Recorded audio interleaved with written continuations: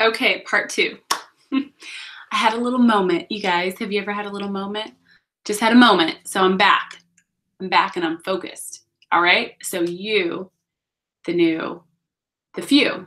Okay. So then, and again, this is prioritizing. And so then you go to the few. And if you have few, you may not have few. And if the only way to know if you have few is if somebody finished a book 5 or book 10. Okay, those are your few. If you didn't have anyone finish a book 5 or book 10, or doesn't currently have a book 5 or book 10 happening on their date book, they're not the few. The few are only the few if they have bookings. Now, they may be one of the few in the future. She may have a lot of potential to be a few. She may have a lot inside of her that one day could make her a few. But until she has bookings on her date book, she's not a few. She's not a part of the few. Okay, we chase a lot of people that we think we see all this potential in, but if there's no bookings,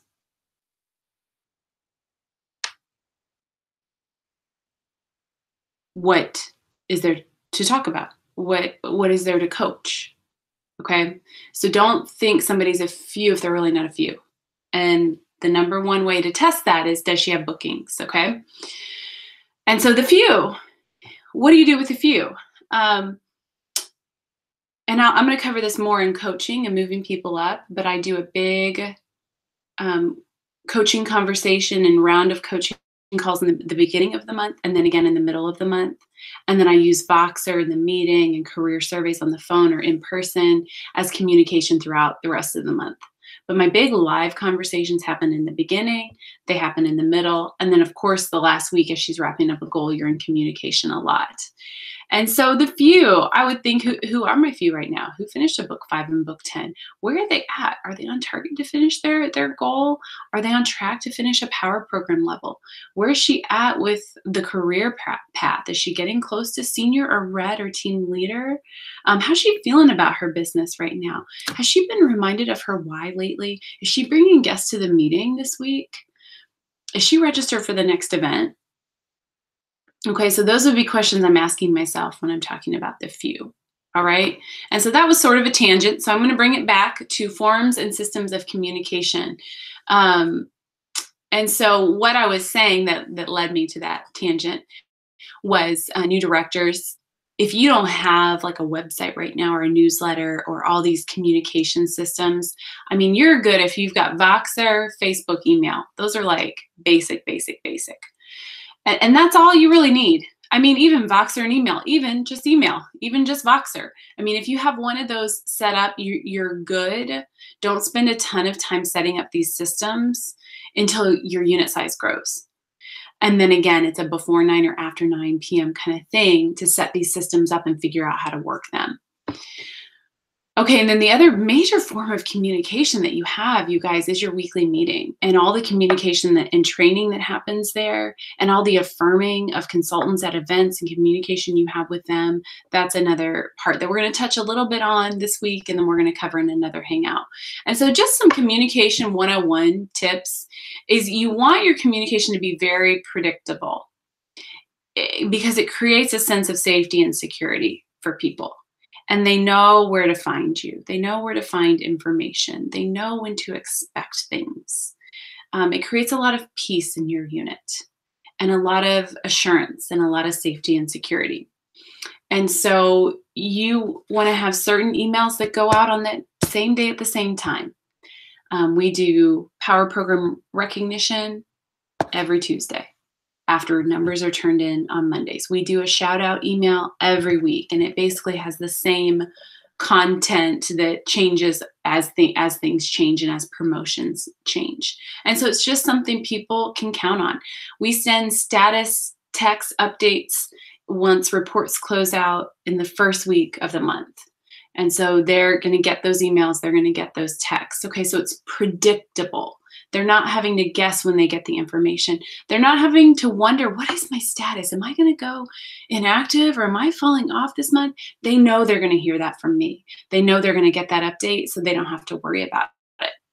Okay, so you want predictability in your communication, yet always popping in a little spontaneity and fun, and popping in like you and your life. Okay? And so however you choose to do that is how you should do that.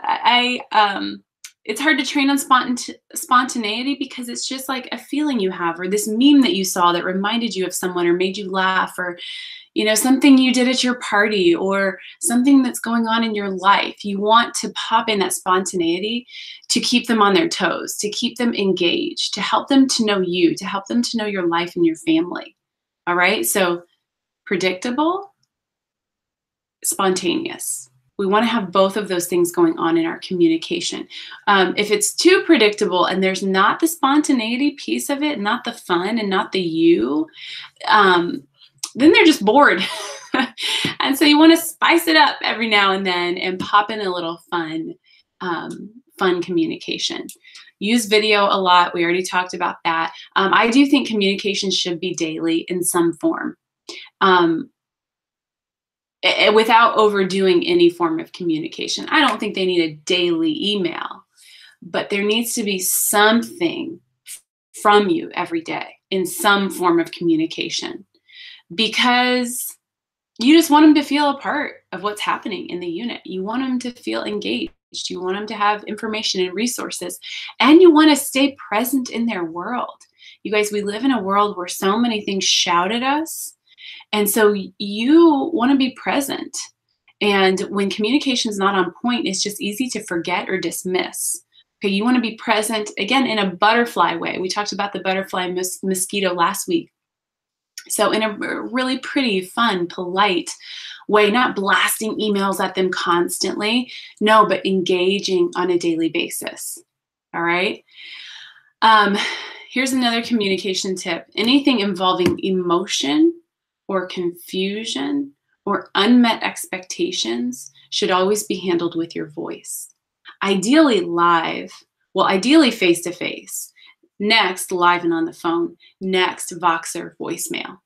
I use voice text a lot. So let me give you an example of things that probably happen on a weekly basis.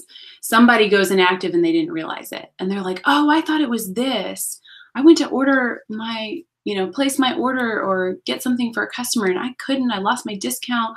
I thought I went inactive here. Okay, so you can sense there's confusion. There's unmet expectations. There's probably some emotion and frustration with that. I would never just text back. Ever. Almost ever would I just text back, because you want to be of service to them, and it's too easy to read tone into a text, even if there wasn't any tone that was meant to be there. And so easiest thing is a voice text and send it as, you can do that on iPhone. I don't know if you can do that on Android, but you can always go to voice memo and create a voice memo and send it as a text. So you want them to hear your voice. You want them to hear your positivity. You want them to hear your enthusiasm. You want them to hear like, girl, oh, I'm so sorry. That must be so frustrating. You want them to hear you sympathize with them and have like, oh, I'm so sorry, that was frustrating. Like, oh, that stinks. And so you want them to hear that compassion that you have for whatever situation they're in. All right, so always remember that. If it involves emotion, frustration, unmet expectations, confusion, use your voice. And also be careful of your tone. You want it to be that soft tone, the warm tone, the I'm your best girlfriend tone. Not a like, well, we sent the email that your status was changing last week. We sent that email. Did you not see the email?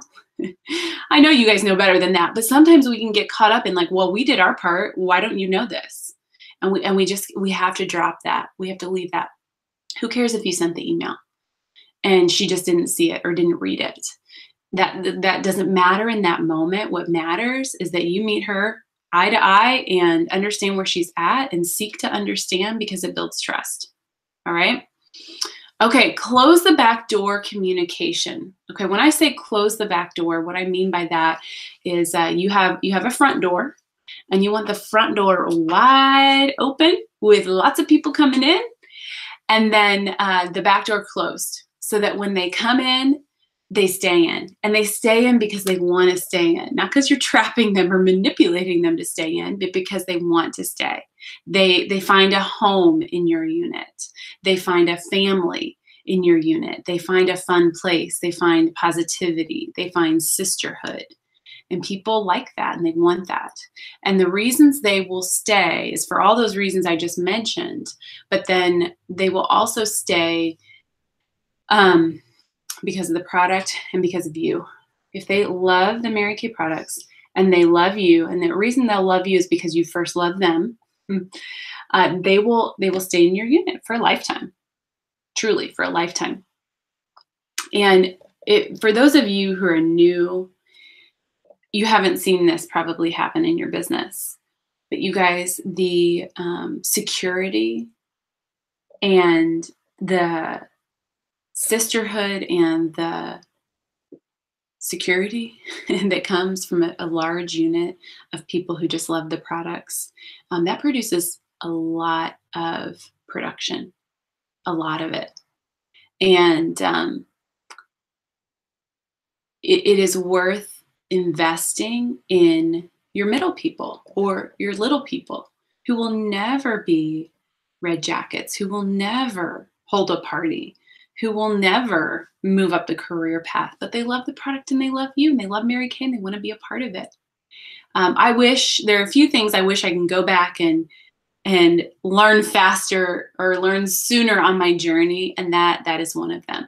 And as a newer director, I was too quick to dismiss someone who didn't want to move up the career path or wasn't ready to hold parties. I was too quick to dismiss her because I didn't understand at that point the power of having a Mary Kay family and the fun that can be and the growth that produces in your unit. To have people who love the product and love you, and that's it. No parties, no moving up the career path. They love the product and they love you. All right, so learn from my mistakes and shortcomings that I made early on as a sales director. Now, those people aren't your few. Remember, you never want to think those people are your few, because remember, those people have bookings, and we communicate with those people different. The close the back door communication, that's with the many, with the masses, with the little people, the middle people. You can call them a lot of different names. So I wish I would have learned to communicate effectively with these people sooner than I did, okay? And so birthday and anniversary is an awesome opportunity to just affirm and acknowledge people. And so we have it go out in multiple different forms: text, email, V-cards, notes in the mail. And so we do all of those. And if it's someone I have a relationship with, I will leave a voicemail as well. Especially, man, people who've been in your unit for a while, for years and years, calling and leaving a voicemail. I learned this from Linda Tupin, where you leave a voicemail and you bring up a memory like, oh my goodness, I remember coming to your house for your business debut and like meeting your kids. Oh my goodness, it must be so grown up right now. But man, I remember that like it was yesterday. And I just want to say we so appreciate having you in our Mary Kay family. We wouldn't be who we are or where we are today if it wasn't for you. And I just wanted to call and say happy 7th year in Mary Kay. We're so glad you're a part of our family. So you would leave a message like that. And why leave a message like that, you guys? Because this is a people business and we love people and we want to make them feel affirmed. You know, for people to get a voicemail like that, what an encouragement. What a little pick me up. Just to get that message that somebody thought of them, somebody had a fond memory of them, and someone said, thank you, like you're important to us, you matter. People don't get voicemail like that, but we in Mary Kay, we leave voicemail like that because it's our culture. And so you want to take the time to leave messages like that on Mary Kay anniversaries. So birthday and anniversary, and then status updates. And so you'll want to do status updates. We do them right when reports close out, around the 7th or so of the month is when we're updating people on their status. And then we do updates for bracelets throughout the whole month. That's another category that we've added since this is the second year of the $600 wholesale bracelets. So we'll do updates throughout the month for that. We do thank you for your order pretty much like the very next day after the month closes out. We're sending a thank you for your order text with a fun thank you meme that's funny or pretty. So that goes out. I always do a Christmas card to my unit. And then I'll every now and then do like a just check-in call with people. Or a call 'em all. And call 'em all is that mass voicemail communication. Definitely do that around Christmas to say Merry Christmas. We do that in June as we are wrapping up big goals for the month of June. I'll use that system. And sometimes I'll just check in with people and let yourself be led to do that. I think when somebody pops in your mind and you're like, I wonder how she is. Just pick up the phone and call her. Send her a text, make a connection. And I've learned over the years to just be sensitive to those like, oh, what about her? I wonder how she's doing. Oh, just call her and find out and check in. Okay, so all of that communication helps to close the back door because it values people. And that's what we're about. And that's what we want to do with is we want to value people. Okay, so let's switch to event campaigning. This is a big category of communication that I do, and there's always an event coming up every quarter, and so you are always in event campaigning mode. It's something that in the workbook, the 90-day workbook, that's the goal setting workbook, there's a page to create a 90-day communication strategy. And so event campaigning is at least on one day of every single week. There's rarely a week that goes by in the flow of my work that doesn't involve campaigning for the next event. And that's exactly what it is. You're like on a campaign trail and you are getting votes, and your votes are people registering for the next event. And you talk about it and you talk about it and you talk about it and you talk about it and you talk about it and you talk about it. You cannot just say, get registered for career conference, here's the flyer, and expect people to sign up. There's got to be so much repetition. I think they need to hear it 10 times before they even know what career conference is. Okay, so there's got to be a ton of repetition when it comes to event campaigning. I use event campaigning as just a reason to check in with some certain people.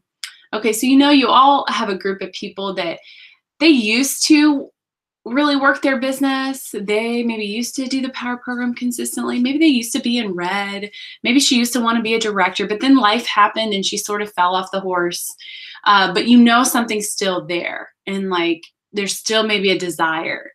It's just that sometimes life can get in the way and be too distracting. And so I use event campaigning as a way to check in with those people. And I'll call them and leave a voicemail that just says something like, hey, I just thought of you. I know it's been a while, and I know Mary Kay is not like top priority on your list, but career conference is coming up and I couldn't help but think of you.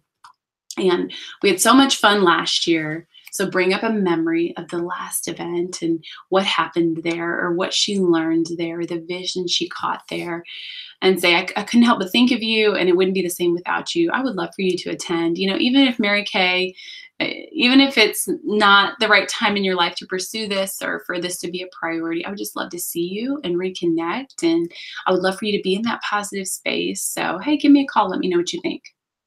Okay, so I'm just checking in with those people who've had a little disconnect, but I'm wanting to stay in communication. And here's the thing: you don't hear back from most of them. Most of those people I call with those kinds of voicemails, I'm not hearing back from them, and I'm really not expecting to hear back from them. I'm just wanting to reach out and touch someone. That's what I'm wanting to do. Because I know she's going to get the voicemail. And she's going to think it was a nice voicemail. And she's going to think, oh, she thought of me. And oh, she remembered that I was there last year. And oh, she remembered that memory. And oh, she wanted to check in. That evokes positive emotions in people.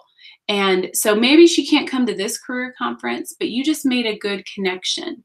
Okay. You just did something that develops trust. You did something that develops a relationship so that maybe it's not now, but it's next year that she's ready again. And those types of communication versus not ever hearing from you, and, she fell off the face of the earth, so you just never reach out to her again. That breaks down trust. And when trust is broken down, the back door opens and people leave. And so you are always focused on creating relationships, building relationships, developing trust. And we can do that with our communication systems. Okay, so event campaigning, I do divide it into A, B, and C. This is also in the 90-day workbook. For every event, I've got an A list, a B list, a C list. The A list is easy. Those are your few. Those are the people that you probably don't even need to check in to see if they've registered. They're going to do it on their own. They're planning on being there. They want to be there. They're showing up to get recognition and get wins. They're like your key people. A list. Those people are easy to communicate with. It may just need to be a simple reminder about the registration deadline or something like that. So then you've got your B list, and those are your people who you're probably going to invest the most time in. Those are the people who maybe have objections to going. Those are the people who maybe their business was once a priority but is not so much anymore. Those would sometimes be your new people who don't understand the value of events. And you want to help them to understand. So you want to invest time in really communicating what career conference is, why we go, the value of it. So you're going to invest the most time in the B people, and they're usually the longest list, or at least for me. Okay, and then C list. C list are your people that they're probably not going to go, but again, you just want to reach out and touch someone for the relationship development and building trust, and just to say, hey, I thought of you. I wanted to check in. I know you probably can't go, but I couldn't help but call just to see if maybe you would. And I just wanted to check in and see how you guys are doing. I hope all is well in your world. If you ever need anything, you know where to find me, and hope to see you soon. So it would be a message like that. And so I wouldn't even be putting a lot of high pressure on them to come to career conference, because I know they probably are not going to come. I'm just using that as a reason to reach out. I'm using it as an excuse to call them. And so when I make my A, B, and C list, I actually pull up my entire unit list, and I scan through the entire list. I just scan page after page after page to see who pops out at me. Because mostly those C people are kind of popping out at you. We're like, oh yeah, Stacy, I need to check in with her. She probably isn't going to go to career conference, but I'm still going to check in with her. Okay.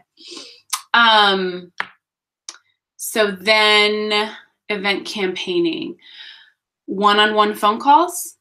Your attendance will be in direct relation to how many one-on-one conversations that you have with people. You can motivate the group, you can inspire the group, you can talk to the group about the event, but then you talk to people one-on-one about them actually deciding to go. And in these conversations, I do ask for credit card numbers. If they decide in that moment, you know what, sure, I'll go.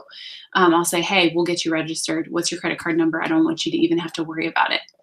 And so I will collect credit cards to get them registered on the spot. Sometimes I'll do a promotion at the meeting. And for people who register right then and there online, I'll do some sort of promotion to get people to make the yes decision. Because here's what's happens a lot is people say, yeah, I think I'll go. I think I'll go. And so what you're hearing is, yes, she's going to go to career conference. Yay. But she's thinking, yeah, I think I'll go. I think, yeah, I might go. Yeah, unless something else comes up, unless I don't feel like it that day, unless it just feels like too much money this week. And so you got to learn to read that. They're like, yeah, I think I'll go. I think I'll go is not, I am registered for the event and got my hotel booked and a babysitter hired. And so you've got to learn to read that, because then all of a sudden you think she's going and then she's not, and you're checking registration and she's not registered. And then you're like, did you register? Did you register? Did you register? And she's like, oh, I don't know. And then she doesn't go. So we want to create environments where people can get excited and then commit to it on the spot and pay the money and get their ticket right then and there. Okay, so you can create that at your unit meeting in a group. Okay, so you want to have great images, fun images of the event with all the information, possibly a picture of you, possibly pictures of your unit being there last year to just evoke some memories, to create some FOMO. You want to create FOMO. You want to create this fear that people are going to miss out if they're not there. And so you tell stories of what happened before. You paint a picture of what you're going to experience when you're there. You get detailed about it. You tell stories of when you first went and you were in the career conference arena and the #1 national sales director was giving her speech and you were sitting there and the room was dark and you were listening to her and just felt God speak to you in that moment, or started to cry because it brought up this why in your heart that you didn't even know was there. Okay, so you tell these stories of your experiences. People connect with stories. Stories evoke emotion, and when emotion is evoked, people move into action. And that's what we want people to do when it comes to events. We want them to move into action and to register. And so learn to create that FOMO, learn to paint that picture when you're talking to people about these events. Okay? All right, so that's event campaigning. And so when it's on my list every week, sometimes I spend 10 minutes doing something with it. Sometimes I'll spend a lot more time doing something, but every week something is going out about the event, or phone calls are being made, or texts are being sent out, or I'm going in Facebook Live, painting a picture of the experience they're going to have. So every week they're hearing something about Career Conference or whatever event is coming up next. Another category of communication would be finding wins for people at the end of the month. That is something you can learn to do. There is a list. I'm trying to think where the list is. I might need to post it. I don't know if it's in our pinned post, but it's just a list of wins you can find. So, A3 people who are really close to staying active, people who are about to go inactive. And those are wins for people. You guys, it's wins for people and it's wins for the unit. People who have 4 active and they're a breath away from team leader, you want to take a look at that and find that win for someone. People who have 2 active and they're a breath away from red jacket, you want to look for that win and find that win for your people. The bracelets, that's an easy way to help people get wins, especially towards the end of the month and sending updates. And then we've got our Power Program Achievers and our Star Consultants as well. And so you're using all of these programs that we have in Mary Kay and all of these systems that we have and all these status changes that happen. You're using those to look for and find wins for your people. And as you find wins for your people, you find wins for yourself and the growth of your business. But we've got to look for them and then we've got to communicate them. Okay, and so let me sort of wrap up with what do you do next? And how do you take all of this information and make it systematic? Okay. Actually, a couple more things, you guys. I missed this little checklist here that I wanted to go through, and then we'll finish with how do you figure all this stuff out. We will cover programs next week. I've always used programs to coach and develop people and to find wins for people. And when I say programs, I mean the Power Program, the Book 10 program, the Move into Red program, the Move Up the Career Path, the Star Consultant program. We've got all those programs, and we're basically using those programs to develop people and to love people and to help their business to grow, which in turn helps your business to grow. And so we've got a whole hangout on using programs to develop your people. And so then we have communication strategies and systems within all of those programs.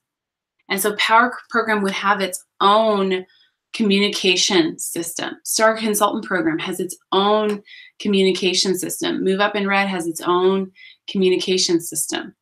Each of those programs do. Okay. Voxer, real quickly, one thing that I've learned to do that I think is effective in Voxer is to make series on like one topic and maybe spend the week talking about one topic. I don't think it supports people to just blast out random messages, although that's appropriate to do sometimes because remember, you want to be spontaneous.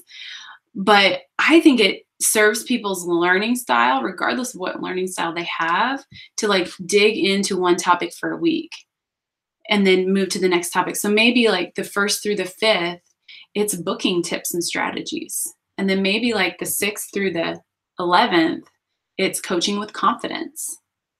And then maybe the next week, it's all about the new products and how to sell them and promote them and romance them.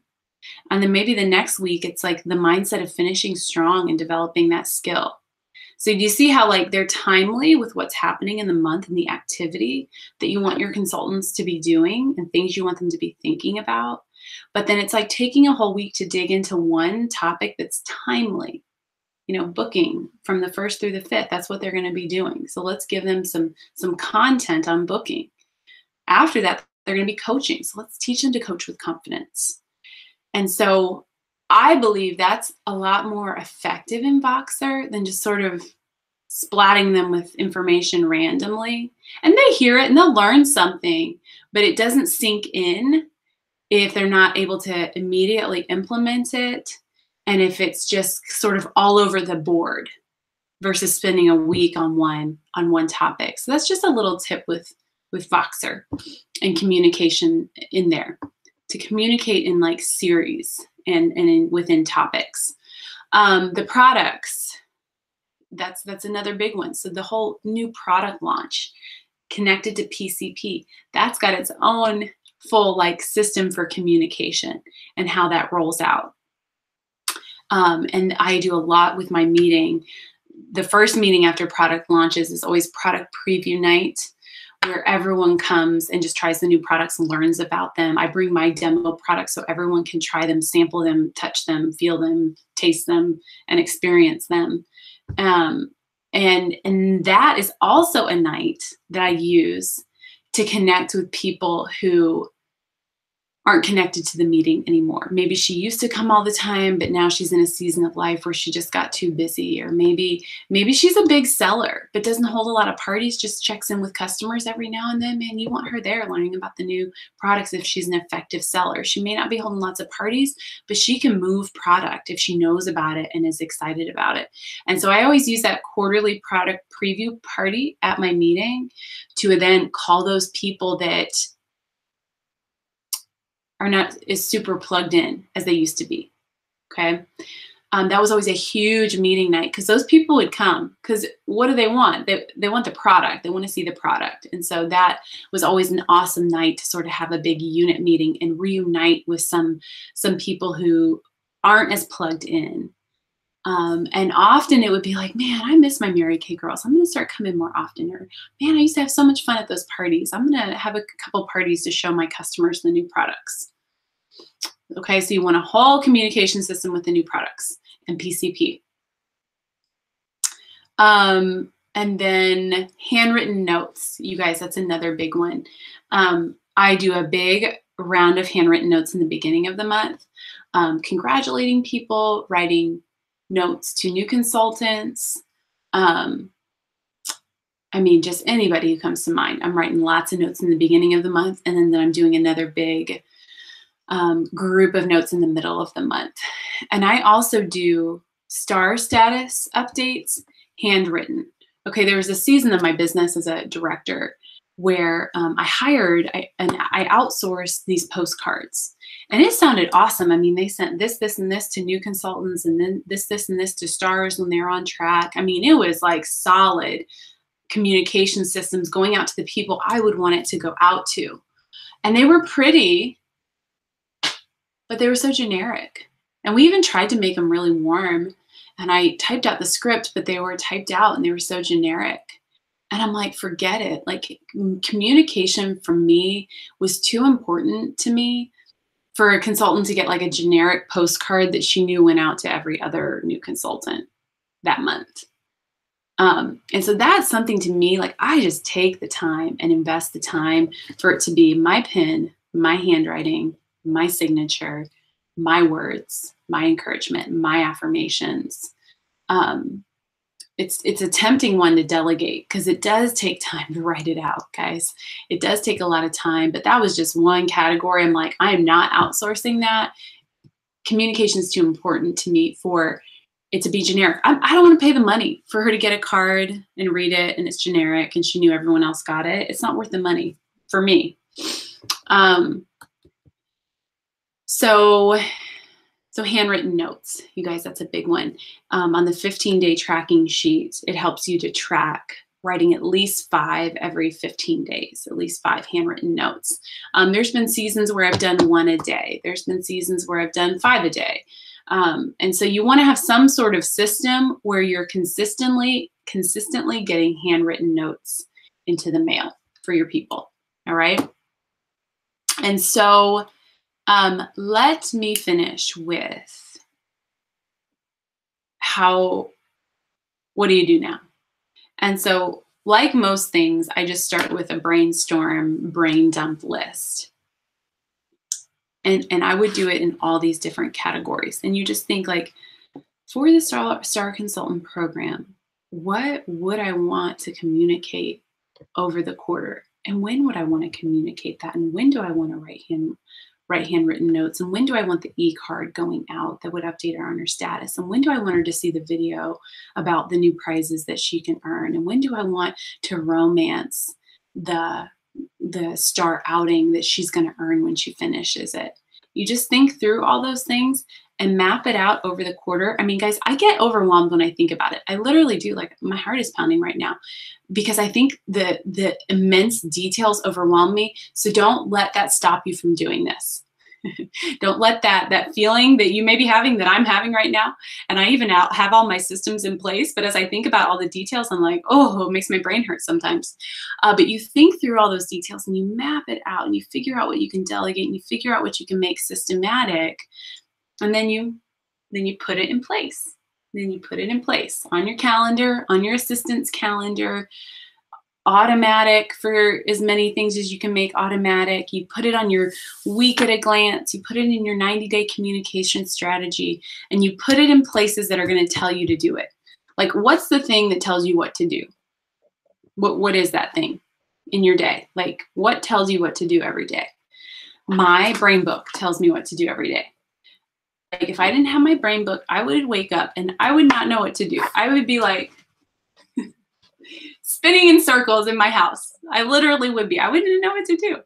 But I look at my brain book and it tells me what to do and I obey it. I am obedient to what it tells me to do. And I have thoughtfully designed in what I prioritize and what's important to me. Okay, so essentially you are telling you what to do, but you have a way to keep it organized, okay, to get it out of your brain rattling around up there and get it out on paper, make it systematic, make it organized. Okay, so that's sort of your homework, you guys, is to think through each of these categories, each of these topics, and do a brain dump list on, in the perfect world, how would I want the new product communication to unfold? In the perfect world, how would I want to promote the Powered program or whatever program you use? What would be ideal? How would I want to be communicated to? That's an important question to ask, you guys, is what kind of communication do I like? And I always keep an eye out for email lists that I'm on and how they do it. And like, what catches my eye? Okay, so I'm on email for, I get bone broth delivered on a regular basis. So I'm on Kettle and Fire's email list. I do Rent the Runway quite a bit, so I'm on their email list. Those are two that jump out to me, that they do their email well. And it catches my attention. And I always try to notice, like, what caught my attention? The wording. Oh, the simplicity of the content. It was visually pleasing to see.